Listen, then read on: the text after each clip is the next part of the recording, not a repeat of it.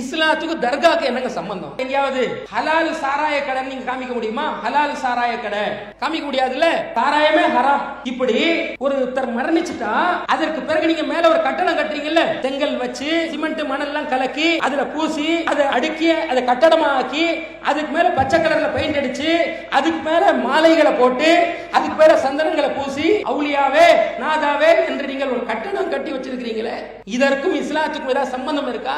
அப்துல் காதர் ஜீலானி அவுலியா என்று நீங்கள் சொன்னால் அல்லாஹ் சொன்னானா? இல்ல. நபிகள் நாயகம் சொன்னாங்களா அப்துல் காதர் ஜீலானி அவுலியான்னு சொன்னாங்களா? இல்ல. கௌசுல் ஆஸம் அப்துல் காதர் ஜீலானி தஸ்தகீர் பல பேர் நீங்க கூப்பிடுறீங்களே, இவர் அவுலியா நீங்க சொல்றீங்களே, உங்களுக்கு அந்த அதிகாரம் கொடுத்தது யார்? தான் கேள்வி. ஆக ஒருத்தர் அமல் செய்கிறார்கள் என்றால் அதை வைத்து சொர்க்கவாசி நரகவாசி நாம முடிவு பண்ண முடியாது, மறுபடியும் தான் தெரியும். நீங்க எப்படிங்க அப்துல் காதர் ஜீலானி சாகுல் அமீத் பாதுஷா போன்ற அவுலியாக்கள் நல்லடியார்கள் இவங்க சொர்க்கவாசிகள் நம்மளை எல்லாம் சொர்க்கத்துக்கு கூப்பிட்டுட்டு போவாங்க என்ற அளவுக்கு நம்பிக்கை வைக்கிறீங்களே, இது குஃப்ர் இல்லையா?